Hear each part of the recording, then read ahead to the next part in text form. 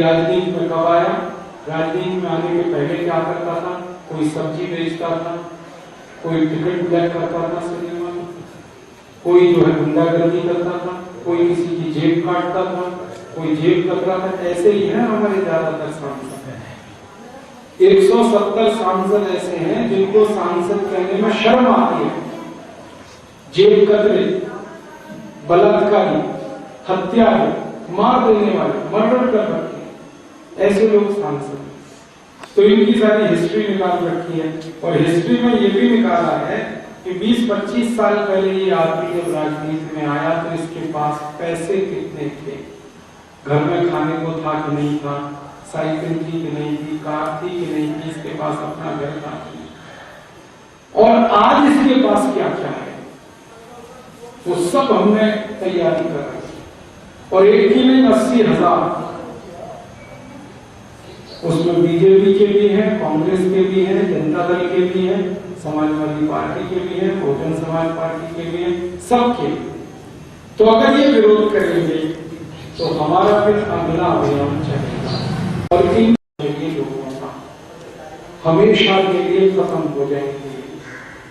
फिर नए लोग चुनकर आएंगे और जो नए लोग चुनकर आएंगे वो संसद में जाकर कानून बनाएंगे और वो कानून 1 मिनट में बनेगा कि विदेशी बैंकों में जितना काला धन है वो राष्ट्र की संपत्ति है।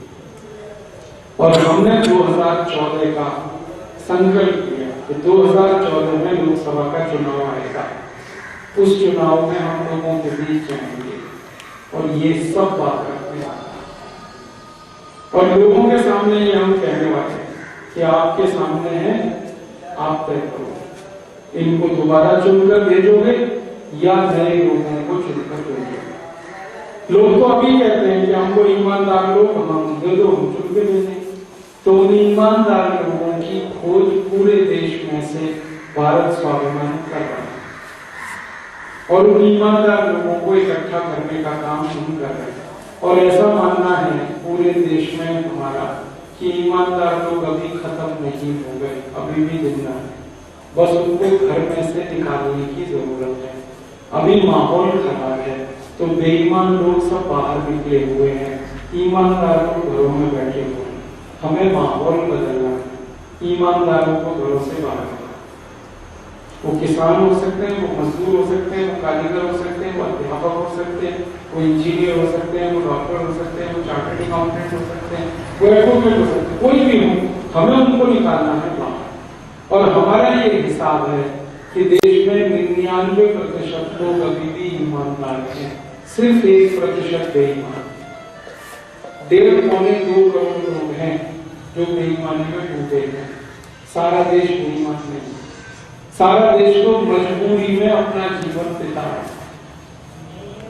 तो ईमानदारों को अगर हमने इकट्ठा कर दिया तो बेईमानों की ताकत क्या? बेईमानों की ताकत तब तक है जब तक बेईमान लोग एकत्रित हैं, संगठित। जिस दिन ईमानदार लोग संगठित हो जाएंगे, बेईमानों की तो घर में घुसने को जगह नहीं होगी। ये हम अगले 4 साल में करेंगे और ये 4 साल में करके संसद से कानून बनवाने वाले हैं और 258 लाख करोड़ है। इस 258 लाख करोड़ को वापस लाने का और एक रास्ता, अमेरिका नाम के देश में अभी एक कानून बना है। बराक ओबामा राष्ट्रपति जब बना तो उसने अपनी संसद में यही प्रस्ताव पारित करा कि अमेरिका में जितने घोटाले हुए पिछले 250 साल, उन घोटालों में जितना पैसा विदेशों में चला है वो अमेरिका की राष्ट्रीय संपत्ति। और ये कानून उसने पास करा और कानून पास होते ही 21 दिन में अमेरिका को $780 अरब मिला स्विस बैंक से। अमेरिका को $780 अरब मिला, हमारा तो $1500 अरब। और जब बराक ओबामा ने ये काम किया ना, उसी समय हमारे प्रधानमंत्री अमेरिका गए हुए थे। तो बराक ओबामा ने अपने प्रधानमंत्री को कहा कि बोलो आपका भी पैसा दिलवाऊं मैं। तो अपने प्रधानमंत्री की जान सूख गई क्योंकि प्रधानमंत्री का हाल इतना खराब कि कैसे कहें हाँ कहें तो सरकार गिरती है क्योंकि उन्हीं के लोग हैं जिनका पैसा, ना कहें तो बेइज्जती होती है। तो बराक ओबामा से उन्होंने बात पलटने की कोशिश की। बराक ओबामा ने कहा सीधे बात क्यों नहीं कर दिया, आपका पैसा दिलवाऊं मैंने मेरा दे लिया, आपका भी दिलवा सकता। प्रधानमंत्री चुपचाप चले। उसके बाद बराक ओबामा ने प्रेस कॉन्फ्रेंस में कहा कि मैं भारत की इज्जत करता हूं, सम्मान करता हूं, इसलिए भारत का जितना ब्लैक मनी है वो मैं वापस दिलवाना चाहता हूं, क्योंकि भारत महान देश है, महात्मा गांधी का देश। महात्मा गांधी को बहुत मान करता है। उसके पूरे ऑफिस में एक ही फोटो है महात्मा गांधी की और किसी की फोटो। तो कहता है मेरे गुरु है कहता महात्मा गांधी के देश में तो मुझे मदद करनी, तो बराक ओबामा मदद करने को थे। और बराक ओबामा अकेला नहीं है, दुनिया के कई देश अब इस मामले में इकट्ठे हो रहे हैं और वो भी कह रहे हैं कि सारे दुनिया के देशों में जहां जहां ये ब्लैक मनी की बैंकें हैं सबको बंद करो। तो यूनाइटेड नेशन में इसके लिए प्रस्ताव आ रहा है, थोड़े दिन में वो यूएन में प्रस्ताव पास होगा और उसके बाद ये सब बैंकें धड़ाधड़ बंद होंगी। तो पैसे कहां जाएंगे? हर एक देश के पैसे वापस आएंगे। अब ये पैसे वापस आएंगे तो इससे आप विकास का काम कर सकते हैं। और मेरा ये मानना है कि अगर अमेरिका अपने पैसे ले सकता तो हम भी ले सकते। बस अंतर इतना है कि अमेरिका को एक बराक ओबामा मिल गया है, भारत को मिल जाएगा। बराक ओबामा हमारे यहाँ भी कोई हो जाएगा जिसको देश मदद करे और फिर वो कर दे इस काम। बराक ओबामा को सबसे ज्यादा वोट मिले तो इसी मुद्दे पर। काले लोगों ने भी वोट दिया, गोरे लोगों ने भी वोट दिया, क्योंकि अमेरिका के लोग भी भ्रष्टाचार से बहुत परेशान है। जैसे हम परेशान हैं वैसे वो भी परेशान। एक काला आदमी गोरे लोगों के देश में राष्ट्रपति बन जाए ये तो हैरान करने वाली बात। वो इसलिए राष्ट्रपति बना कि भ्रष्टाचार के खिलाफ उसकी लड़ने का संकल्प। तो हम भी करेंगे संकल्प और हम भी ये पा सकते हैं। हमारे देश में एक बहुत बड़े नेता हुए थे जयप्रकाश नारायण। 1977 में उन्होंने ऐसा ही एक आंदोलन किया। उस आंदोलन में 377 सांसद जीत के आए थे। मालूम, इंदिरा गांधी की जमानत जब्त हो गई और 2 जगह से हुई। इंदिरा गांधी जो सबसे ताकतवर थी इस देश में, उनकी 2 जगह से जमानत जब्त हुई और 377 सांसद जीत के आए। तो अगर जेपी ये काम कर सकते हैं तो परम पूज्य स्वामी रामदेव जी भी कर सकते हैं।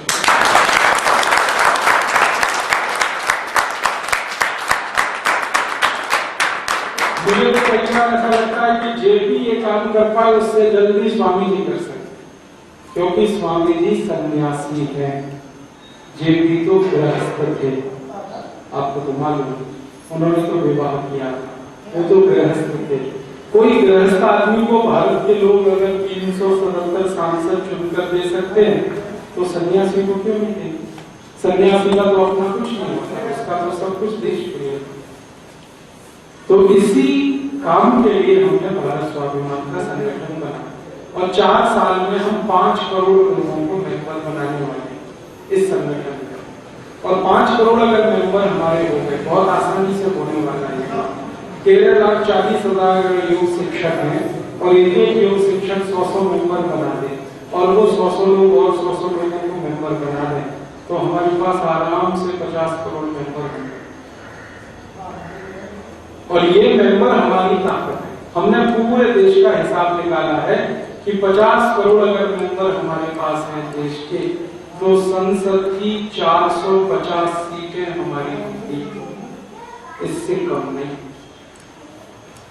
और 450 सीटें अगर संसद की आपके पास है, आप तो चाहें देश का कोई काम कर सकते हैं, संविधान बदल सकते हैं, कानून बदल सकते हैं, नियम बदल सकते हैं।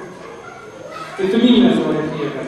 450 सीटें संसद में होने का मतलब है भारत के 30 राज्यों में भारत स्वाभिमान की सरकार।